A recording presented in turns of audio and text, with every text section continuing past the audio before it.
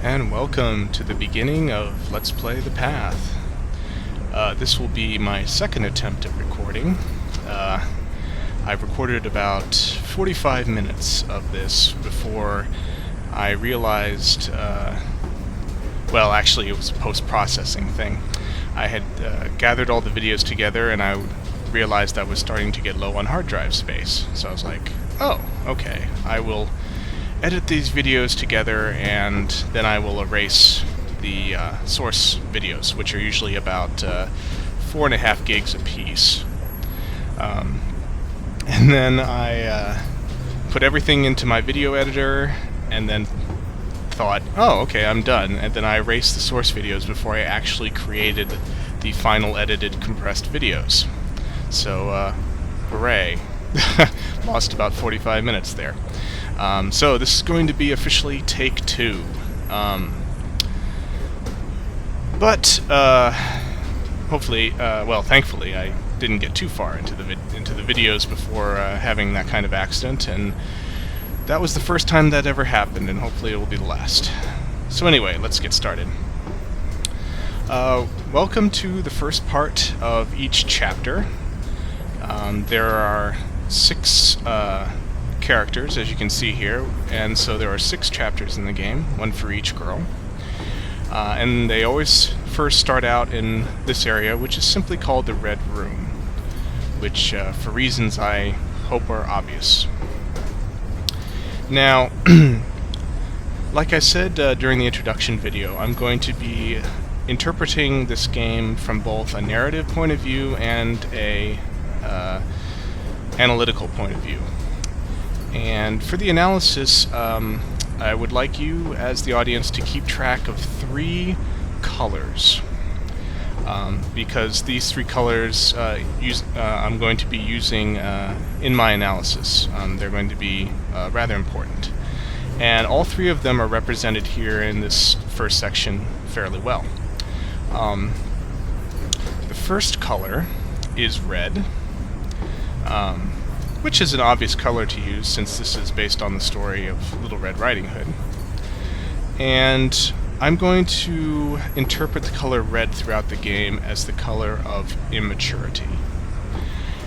And that tends to have a negative context, but in this case I'm using it as a neutral term. It means more like a kind of naivete and a lack of experience. You could also say maybe innocence.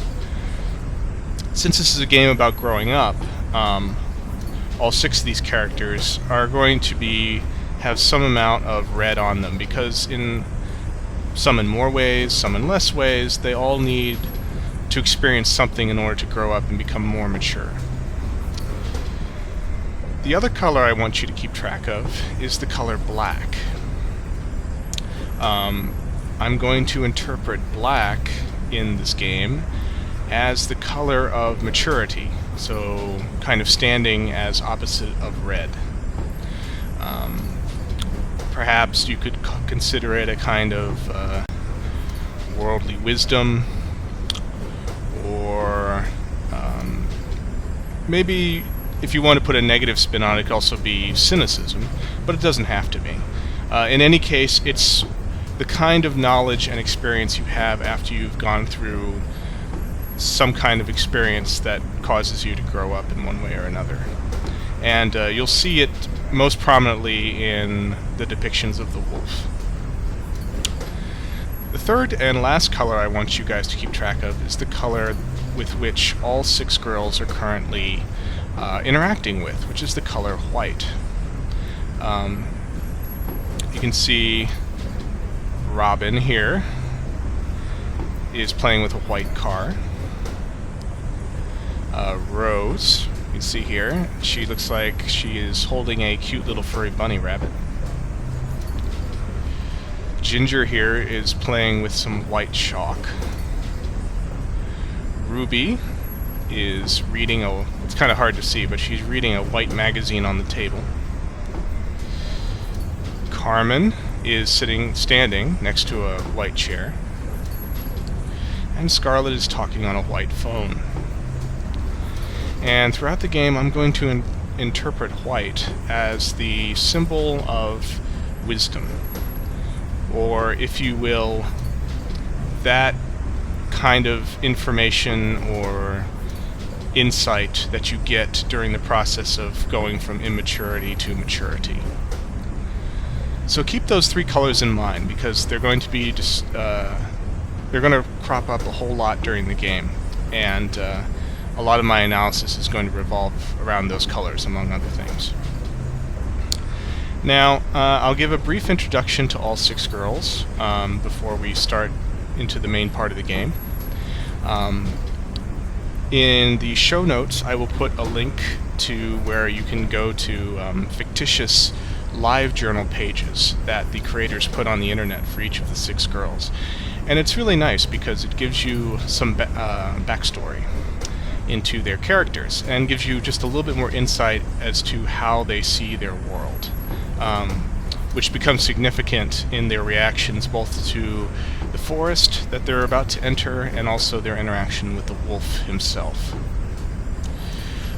So this is a game about growing up, and so I think it's probably most appropriate that we start with the youngest and go up. So the youngest here is little Robin. She is 9 years old, and she is, for obvious reasons, the most childlike of all of the sisters. She enjoys playing with animals, and has a very rosy and innocent view of life. Everything to her is a game or something cute. No real sense of danger whatsoever. Next up, at age 11, is Rose. Rose is quiet. She's very contemplative and thoughtful. She's considered by others to be, or to act, rather mature for her age.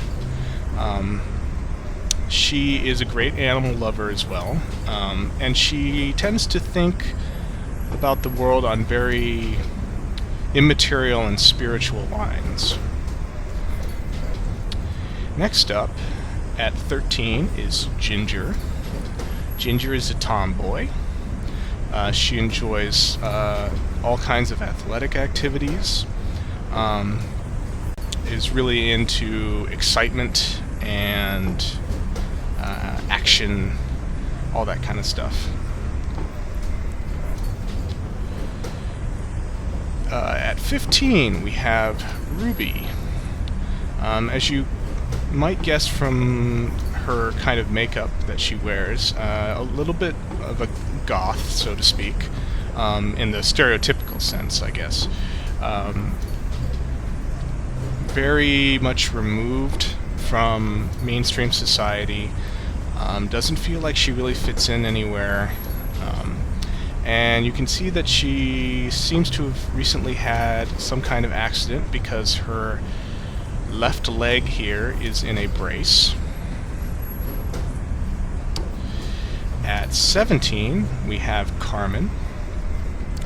Carmen is a young woman who has recently realized that she can have a very strong effect over men.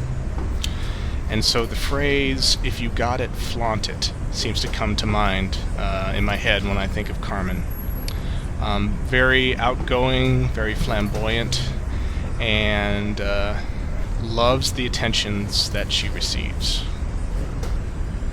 And finally, at 19 years old, we have the eldest sister, Scarlet. As part of a family with a mother who seems to be non-existent for all practical purposes, as the eldest sister, she has been, well, the responsibility of being the adult has kind of fallen on her by default. So she is pressed with responsibilities in caring for her younger sisters, but this was not something that she chose. It was something that was thrust upon her. And so there is perhaps some resentment there. So these are the 6 sisters, and we must play all 6 of them to get all the way through the game. So, That was a bit long, but just wanted to set everything up here. We will now move on to the title screens, and all you have to do is choose a character. And our first character will be the youngest, Little Robin. So I'll see you at the other side of the title screens.